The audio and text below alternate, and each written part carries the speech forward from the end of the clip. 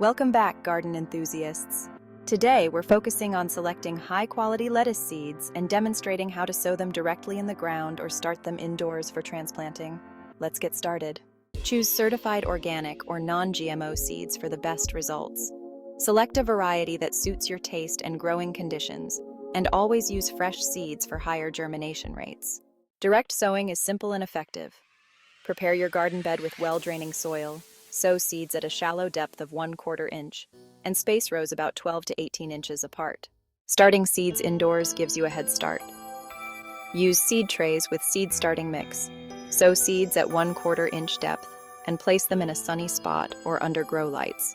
Transplant seedlings when they have 2 to 3 true leaves.